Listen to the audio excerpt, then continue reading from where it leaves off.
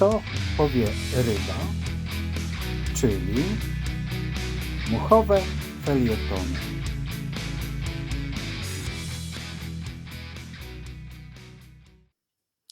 Cześć! Tak jak poprzednio, do stworzenia tego odcinka podcastu sprowokował mnie internet i moje ulubione fora muszkarskie. Sezon w sumie w pełni, coś tam w rzekach i jeziorach się ruszyło, więc coraz częściej na forach pojawiają się posty zaczynające się od słów: cześć, jestem nowy i dopiero zaczynam, więc czy ktoś mógłby mi doradzić i tak dalej, i tak dalej.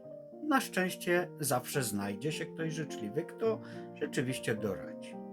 Bardzo często jest jednak tak, że ktoś już nieco znudził się karpiami czy spinningiem i chciałby spróbować czegoś nowego, więc zwykle takie posty kończą się stwierdzeniem: bo nie wiem, czy mi się spodoba. Drogi kolego słuchaczu, ostrzegam. Łowienie na muchę jest jak porządna whisky. Kiedy raz spróbujesz, nie chcesz już niczego innego. Skąd wiem? Bo sam tak zaczynałem i żeby cię przekonać, że nie ma nic lepszego, opowiem ci swoją historię. Jestem zodiakalnym bliźniakiem, więc potrzebuję zmian i nowych wyzwań. Tak się stało, że w pracy awansowałem, o ile tę podwójną robotę za niewiele większe pieniądze można nazwać awansem. I zmuszony byłem zrezygnować z dotychczasowego hobby. Jednak jestem człowiekiem dość ruchliwym i z pierwszymi wiosennymi promieniami słońca zaczyna mnie nosić. Pomyślałem zatem, że pora na jakąś nową, dynamiczną pasję. Fajnie, tylko jaką? Długo się zastanawiałem, obserwowałem otoczenie, rozważałem różne za i przeciw, aż doszedłem do wniosku, że będę łowił ryby. No tak, ale wtedy łowienie ryb kojarzyło mi się wyłącznie z siedzeniem na brzegu, w ulubionej przez emerytów kamizelce, w kapelutku na głowie i wgapianiu się w nieruchomy spławik. No nie, przecież taki bezruch jest zdecydowanie sprzeczny z moim charakterem. Czyli jednak łowienie ryb odpada. Traf jednak chciał, że w jakimś filmie zobaczyłem scenę, kiedy ktoś łowi na muchę. Było to coś niesamowitego. Gość, zanurzony po pas w wodzie, wywijał nad głową takie pętle, wtedy myślałem, że żyłką, że coś pięknego. Zacząłem grzebać w internetach, bo w sumie nie do końca wiedziałem, co ten gość robił. I trafiłem na informacje o wędkarstwie muchowym. To jest to, od razu pomyślałem. Coś dla mnie. A dlaczego? Bo nie mam o tym zielonego pojęcia, bo przypomniałem sobie ryby stojące w sole pod mostem kolejowym w Cięcinie, bo było to wyzwanie, którego bardzo potrzebowałem, bo nawet nie znam nikogo, kto by łowił na muchę.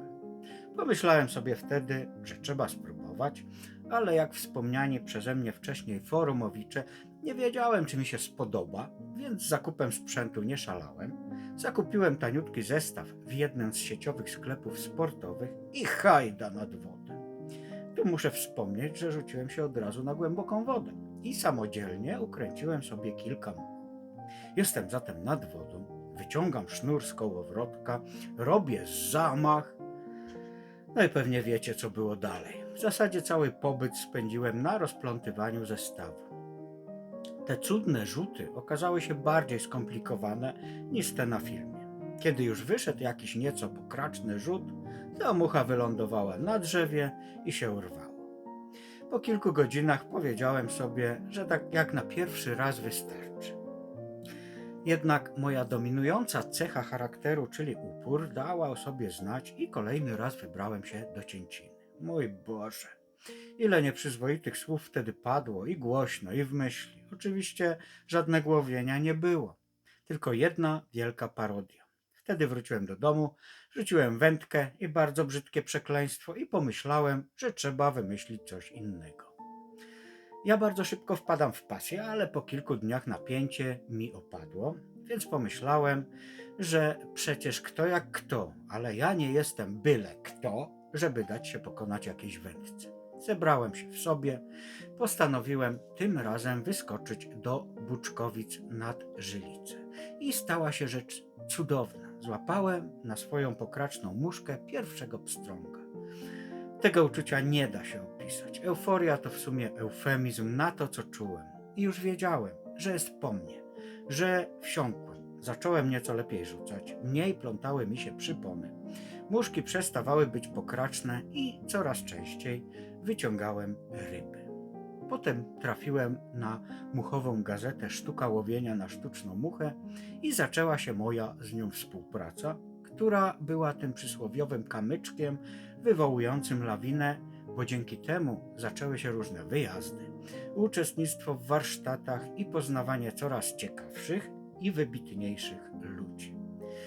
Zatem jeżeli jeszcze nie jesteście przekonani, nie zastanawiajcie się i nie zrażajcie.